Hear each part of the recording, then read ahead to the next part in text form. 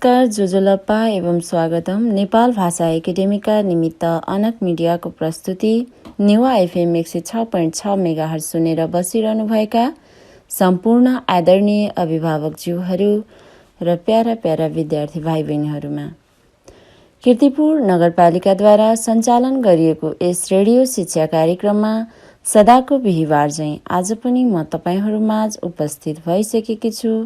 तपाईहरूकै सामाजिक शिक्षक मन्दिरा गुरुङ कक्षा 8 को सामाजिक अध्ययन विषयको पाठ लिएर। विद्यार्थी भाइ बहिनीहरू, तपाईहरू सबैजना सन्चै हुनुहुन्छ नि? सन्चै हुनुहुन्छ? म पनि सन्चै छु। यस रेडियो शिक्षा कार्यक्रममा निरन्तर सहभागिता जनाएर आफ्नो शैक्षिक ज्ञान सिप अभिवृद्धि गर्न सफल हुनुभएको छ होला भन्ने आशा एवं विश्वास छ मलाई। अँध्यारोबाट उज्यालोतर्फ वा भनौँ जीवनलाई मार्गदर्शन गर्ने शिक्षा जस्तो महत्त्वपूर्ण चिजलाई कोभिड-19 को यो विषम परिस्थितिमा पनि कीर्तिपुर नगरपालिकाले यस महत्त्वपूर्ण शैक्षिक कार्यक्रम सञ्चालन गरी शिक्षा क्षेत्रमा हुने असरलाई कम गर्न महत्त्वपूर्ण योगदान गरेको छ। यसमा हामी सबै आभारी छौँ र कीर्तिपुर नगरपालिकालाई हार्दिक धन्यवाद दिन चाहन्छौँ। अब लागौं आजको विषयवस्तुतर्फ। सर्वप्रथम केही क्षण स्मरण गरौँ हामीले गत हप्ता अध्ययन गरेको पाठलाई। हामीले गत हप्ता नागरिक दायित्व पाठ शीर्षकमा छलफल गरेका थियौँ, जसमा नागरिकको परिचय, नागरिकका दायित्वहरू जस्ता विषयमा छलफल गरेका थियौँ।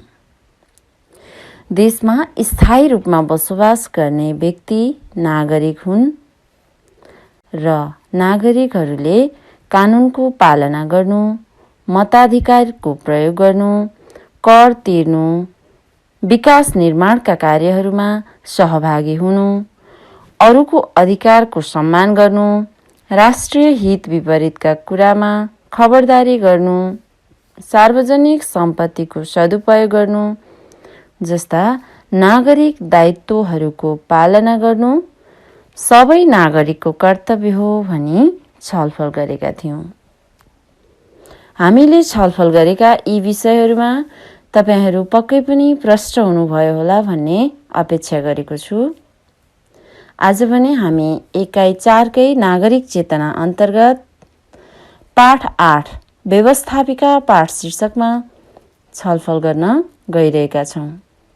यस पाठको मुख्य सिकाइ उपलब्धिहरूमा व्यवस्थापिकाको परिचय दिन, व्यवस्थापिकाको गठन प्रक्रिया र व्यवस्थापिका संसदमा सदस्यको योग्यता, विधेयकबाट कानुन बन्ने प्रक्रिया। आज हामी यिनै सिकाइ उपलब्धिहरूमा केन्द्रित भई आजको पाठ शीर्षकमा छलफल गर्नेछौँ। सर्वप्रथम छलफल गरौँ व्यवस्थापिकाको परिचय सम्बन्धमा। विद्यार्थी भाइ बहिनीहरू, व्यवस्थापिका शब्द हामीहरूका निम्ति नयाँ हुन सक्छ, किनकि अघिल्ला कक्षाहरूमा हामीले यस सम्बन्धमा अध्ययन गरेका छैनौँ। तसर्थ म यसबारे केही भन्छु, ध्यान दिएर सुन्नुहोस् है त। जसरी हाम्रो शरीर विभिन्न अङ्गहरू मिलेर बनेको हुन्छ, त्यसरी नै सरकार पनि 3 वटा महत्त्वपूर्ण अङ्गहरू मिलेर बनेको हुन्छ। सरकारका महत्त्वपूर्ण 3 अङ्गहरू व्यवस्थापिका, कार्यपालिका र न्यायपालिका हुन्। तीमध्ये व्यवस्थापिका एक महत्त्वपूर्ण अङ्ग हो। व्यवस्थापिका एक जनप्रतिनिधिमूलक संस्था हो। जब राष्ट्रका हरेक क्षेत्र, वर्ग, जाति, वर्ण र लिङ्गका मानिसहरूले निर्वाचन मार्फत प्रतिनिधि चुन्छन्, ती प्रतिनिधिहरू व्यवस्थापिका संसदको सदस्य हुने गर्दछन्। यस प्रकार निर्वाचन मार्फत जनताको प्रतिनिधित्व गर्दै आएका जनप्रतिनिधिहरूको सभा भनेको व्यवस्थापिका हो। निर्वाचन मार्फत जनताको प्रतिनिधित्व गर्दै आएका जनप्रतिनिधिहरूको सभा व्यवस्थापिका हो, अथवा भनौँ जनप्रतिनिधिमूलक संस्था नै व्यवस्थापिका हो। हरेक राष्ट्रमा शासन व्यवस्था सुचारू रूपमा सञ्चालन गर्न ऐन कानुन नीति र नियमको आवश्यकता पर्दछ। लोकतान्त्रिक शासन व्यवस्थामा आवश्यक ऐन कानुन निर्माण गर्ने कार्य व्यवस्थापिका संसदले गर्ने गर्दछ। यसले राज्यका हरेक वर्ग, जाति, वर्ण, लिङ्ग र धर्मका मानिसहरूको सर्वोत्तम हित एवं रक्षाका निम्ति कानुन बनाउने गर्दछ। कानुन बनाउनु व्यवस्थापिकाको सर्वोच्च कार्य हो। यसरी निर्माण गरिएको कानुनको दायराभित्र रहेर कार्यपालिकाले अन्य नीति तथा नियमहरू निर्माण गर्ने गर्दछ। यसरी व्यवस्थापिकाले बनाएको ऐन कानुनहरूको आधारमा राष्ट्र सञ्चालन हुन्छ।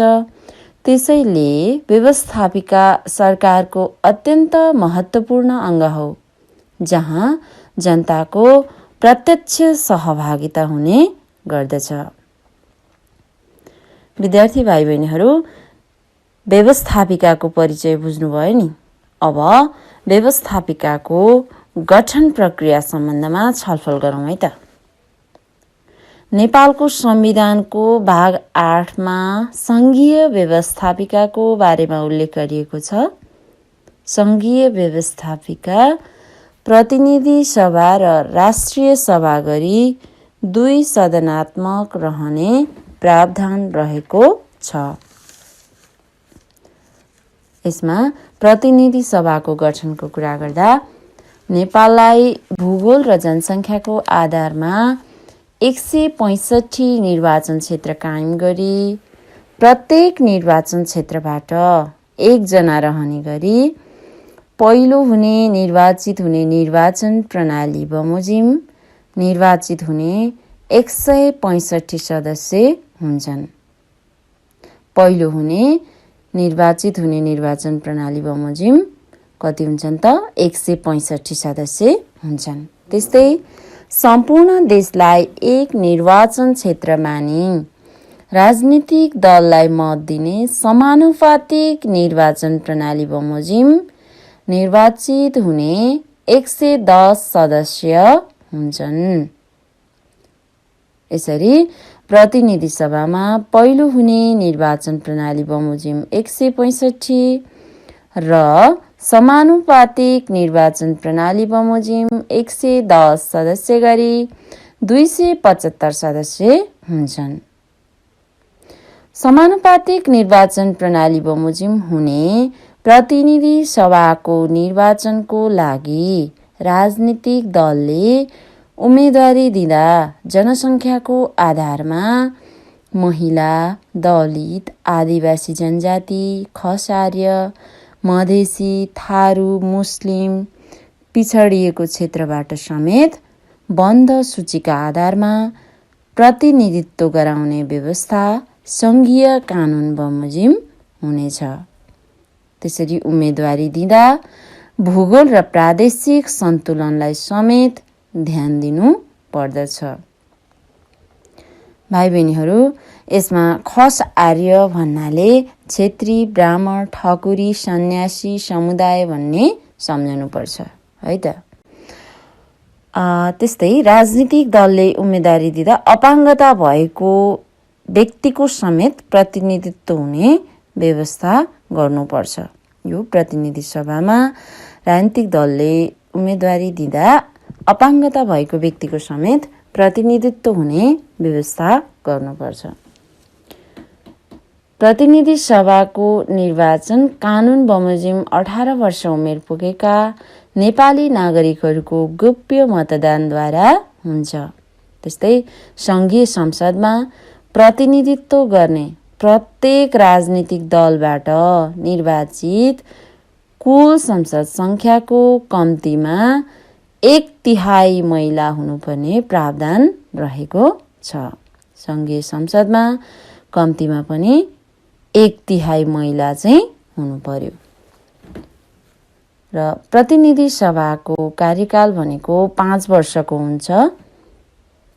त्यस्तै राष्ट्रिय सभाको गठनको कुरा गर्दा प्रदेश सभाका सदस्य, गाउँपालिकाका अध्यक्ष र उपाध्यक्ष तथा नगरपालिकाका प्रमुख र उपप्रमुख रहेको निर्वाचक मण्डलद्वारा सङ्घीय कानुन बमोजिम प्रदेश सभाका सदस्य, गाउँपालिकाका अध्यक्ष र उपाध्यक्ष तथा नगरपालिकाका प्रमुख र उपप्रमुखको मतको भार फरक हुने गरी प्रत्येक प्रदेशबाट कम्तीमा 3 जना महिला, 1 जना दलित र 1 जना अपाङ्गता भएका व्यक्ति वा अल्पसङ्ख्यक सहित 8 जना गरी निर्वाचित 56 जना हुन्छन्। अर्थात् प्रत्येक प्रदेशबाट 8 जनाको दरले 56 जना चाहिँ हुन्छन्। त्यस्तै नेपाल सरकारको सिफारिसमा राष्ट्रपतिबाट मनोनित कम्तीमा 1 जना महिला सहित जम्मा 3 जना गरी राष्ट्रिय सभामा 59 सदस्य हुन्छन्। त्यस्तै राष्ट्रिय सभाका सदस्यहरूको पदावधि भनेको 6 वर्षको हुन्छ। प्रतिनिधि सभाका सदस्यको पदावधि 5 वर्षको हुन्छ। राष्ट्रिय सभाका सदस्यहरूको पदावधि 6 वर्षको हुन्छ। राष्ट्रिय सभाका 1/3 सदस्यको पदावधि प्रत्येक 2 वर्षमा समाप्त हुन्छ। विद्यार्थी भाइ बहिनीहरू, सङ्घीय व्यवस्थापिकाको गठन प्रक्रिया बुझ्नुभयो नि। अब हामी सङ्घीय संसदमा सदस्य हुनका लागि आवश्यक योग्यताबारे छलफल गरौँ है त। सङ्घीय संसदको सदस्य हुनका लागि नेपालको नागरिक हुनुपर्छ। त्यस्तै प्रतिनिधि सभाका लागि 25 वर्ष र राष्ट्रिय सभाका लागि 35 वर्ष उमेर पुरा भएको हुनुपर्दछ। नैतिक पतन देखिने फौजदारी कसुरमा सजाय नपाएको हुनुपर्दछ। कुनै सङ्घीय कानुनले अयोग्य नभएको र कुनै लाभको पदमा बहाल नगरेको हुनुपर्दछ। यसलाई फेरि एकपटक सुन्नुहोस् है त। सङ्घीय संसदको सदस्य हुनका लागि नेपालको नागरिक हुनु पर्यो। अर्को, प्रतिनिधि सभाका लागि 25 वर्ष र राष्ट्रिय सभाका लागि 35 वर्ष उमेर पुरा गरेको हुनु पर्यो। नैतिक पतन देखिने फौजदारी कसुरमा सजाय नपाएको हुनु पर्यो र कुनै सङ्घीय कानुनले अयोग्य नभएको र कुनै लाभको पदमा बहाल नगरेको हुनु पर्यो। यसमा लाभको पद भन्नाले सरकारी कोषबाट पारिश्रमिक वा आर्थिक सुविधा पाउने अन्य पद सम्झनुपर्छ। यस्तो लाभको पद बहाल नगरेको व्यक्ति मात्र सङ्घीय संसदको सदस्य हुन सक्छ। व्यवस्थापिका संसदको सदस्य हुनका लागि आवश्यक पर्ने योग्यताबारे थाहा पाउनुभयो नि। अब हामी विधेयकबाट कानुन कसरी बन्छ त्यसबारे बुझौँ है त। विधेयक भन्नाले कानुन बनाउनका लागि सङ्घीय संसदमा प्रस्तुत हुने मस्यौदा प्रस्ताव हो। कानुन बनाउनका लागि सङ्घीय संसदमा प्रस्तुत हुने मस्यौदा प्रस्ताव हो। सङ्घीय संसदको कुनै पनि सदनमा विधेयक प्रस्तुत गर्न सकिन्छ। अर्थात् प्रतिनिधि सभा वा राष्ट्रिय सभा जुनसुकै सदनमा पनि विधेयक प्रस्तुत गर्न सकिन्छ। तर अर्थ विधेयक भने प्रतिनिधि सभामा मात्र प्रस्तुत गर्न सकिन्छ। विधेयकलाई कानुन बनाउने प्रक्रियाको कुरा गर्दा सर्वप्रथम कानुन बनाउनका लागि पेश भएको विधेयकलाई प्रतिनिधि सभामा छलफल गरिन्छ। त्यसपछि प्रतिनिधि सभामा छलफल गरिएको उक्त विधेयक कानुन बनाउन योग्य छ भनी बहुमत सदस्यहरूद्वारा पारित भएको हुनुपर्छ। प्रतिनिधि सभामा छलफल गरिएको उक्त विधेयक कानुन बनाउन योग्य छ भनी बहुमत सदस्यद्वारा पारित भएको हुनुपर्दछ। त्यसपछि प्रतिनिधि सभाको बहुमत सदस्यहरूद्वारा पारित भएको विधेयकलाई राष्ट्रिय सभामा पठाउनु पर्दछ। राष्ट्रिय सभाले त्यो विधेयकलाई सल्लाह सुझाव सहित प्रतिनिधि सभामै फिर्ता गर्छ।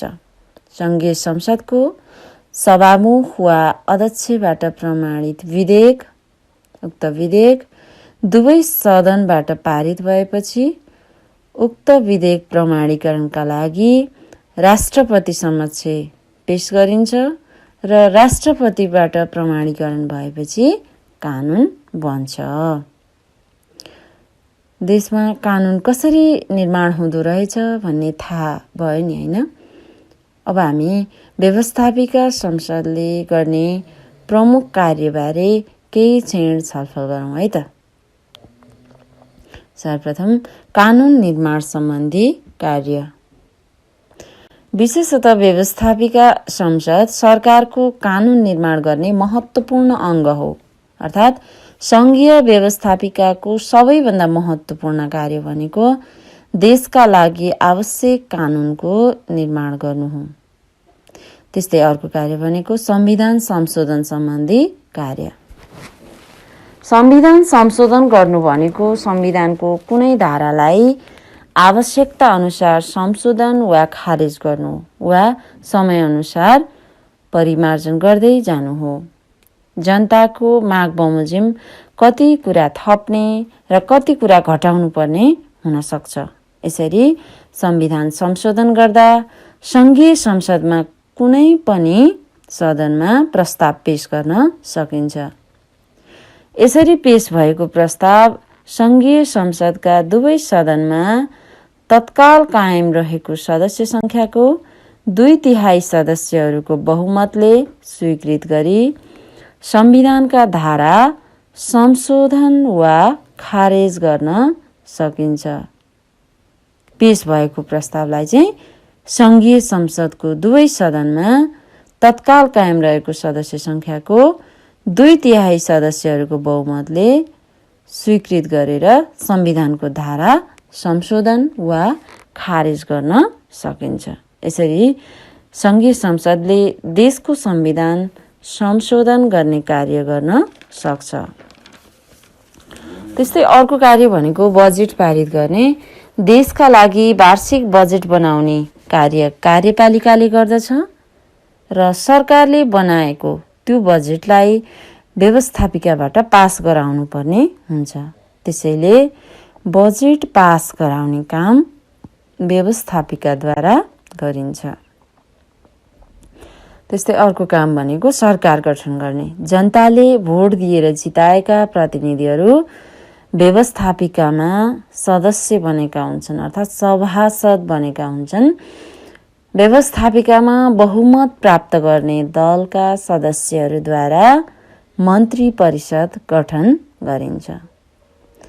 त्यस्तै अर्को कार्य भनेको सरकारको काम कारबाहीको नजिकबाट निगरानी गर्ने र त्यसमाथि नियन्त्रण गर्ने कार्य व्यवस्थापिका संसदले गर्दछ।